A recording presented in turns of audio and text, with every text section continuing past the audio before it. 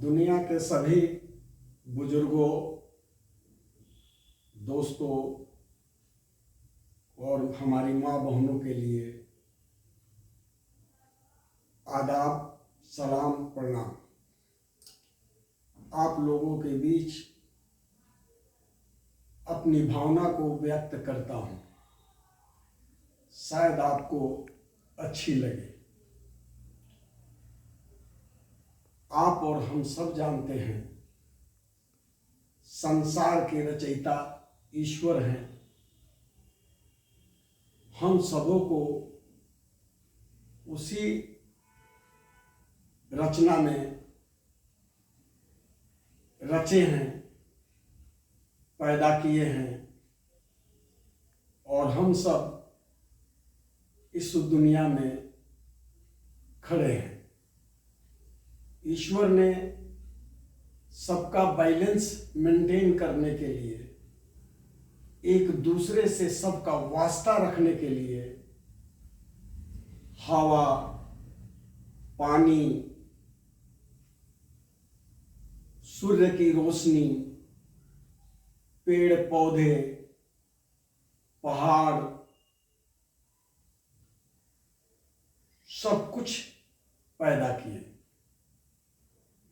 हमें जीवित रहने के लिए सूर्य की रश्मियों की भी जरूरत है, पानी की भी जरूरत है,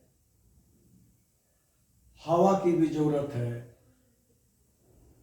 पेड़ पौधों के रहना भी जरूरी है। लेकिन ईश्वर ये भी हमें बताता है, जब हवा आंधी के रूप ले तो हमें नुकसान भी होता है। पानी अगर बाढ़ का रूप ले तो भी हमें नुकसान होता है। पेड़ हमें तरह तरह का फल से नवाजता है, लेकिन पेड़ कभी किसी पर गिर जाए तो उसकी मौत हो जाती है। ठीक उसी तरह इंसान को ईश्वर ने एक बनाया, खून का रंग भी एक बनाया, नाक नक्शा भी एक बनाया, लेकिन हम इस दुनिया में आए तो जो चीजें अच्छी लगी वो नाम रख लिया, जो विचार अच्छे लगे उसको एडॉप्ट कर लिया, जो धर्म का नाम है। लेकिन किसी भी धर्म में किसी का अहित करना, ईश्वर को भूलना नहीं है। हम सबों को ईश्वर ने पैदा किए तो ईश्वर की आराधना जरूरी है, उनके उपदेश पे चलना जरूरी है। लेकिन हम कभी कभी जिस तरह पानी आंधी का रूप ले, बाढ़ का रूप ले, उसी तरह हमारी भी रूपें बदल जाती हैं। कोई इंसान किसी के हित के लिए अपना सब कुछ न्यौछावर कर देता है। कोई इंसान अपने हित के लिए किसी को बर्बाद कर सकता है। जैसे साधु संत, ऋषि मुनि समाज के हित के लिए, समाज को संवारने सजाने के लिए अपना सब कुछ न्यौछावर किए।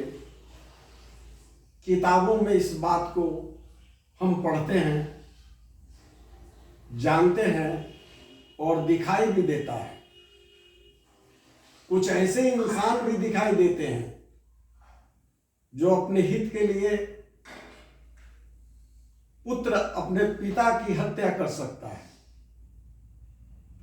अपनी पत्नी को छोड़ सकता है, अपने बाल बच्चों को नजरअंदाज कर सकता है, अपने गुरु को बर्बाद कर सकता है। यह भी पढ़ने को, देखने को, सुनने को मिलता है और हम देखते हैं, लेकिन ये भूल जाता है कि ईश्वर के पास ऐसी सीसीटीवी है कि सब कुछ देखता है और सब कुछ नोट होता है और उसका हिसाब किताब होता है। जब हम स्वर्गवासी होते हैं तो ईश्वर के यहाँ खाता खुलता है और सबका हिसाब होता है, लेकिन उसका सूद ब्याज यही भोगना पड़ता है। बहुत से लोग आपके सामने ऐसे दिखाई देंगे और दिखाई देते हैं कि अपने स्वार्थ के लिए वो दूसरे को नुकसान किए और आज उनका नुकसान हो रहा है।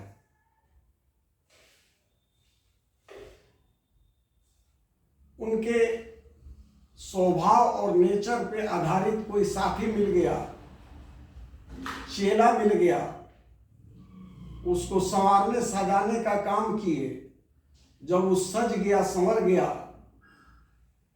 तो ईश्वर का सूद ब्याज वही लौटा दिया। क्योंकि ईश्वर को जो करना होता है तो खुद नहीं आते हैं, किसी से करा देते हैं और वो मिल जाता है। बहुत से लोग हैं जो सामने हैं, अपने स्वार्थ के लिए जो कर्म किए हैं उसका फल मिल रहा है, और जो कर रहा है अभी नहीं तो कल मिलेगा। यही दुनिया है। इसलिए हम सबों को इस बात पे यकीन मानकर चलना चाहिए कि हम सब एक हैं, सर्वधर्म संभाव है, सर्वधर्म संभाव है, और आपस में बैर रखने की बात किसी धर्म में नहीं है। खून का रंग भी एक है, रहन सहन भी एक है। शरीर के किसी भी अंग को काटकर किसी भी जांच घर में दे दिया जाए तो नहीं पता सकता कि हम किस धर्म के हैं। इसलिए धर्म धारण करते हैं, इसलिए कि हमें अच्छी बातें मिले, ईश्वर जो शिक्षा दे उसको अपनाएं और स्वर्गवास हुए तो हमारा हिसाब अच्छा हो। बहुत बहुत शुक्रिया। जय हिंद, जय भारत।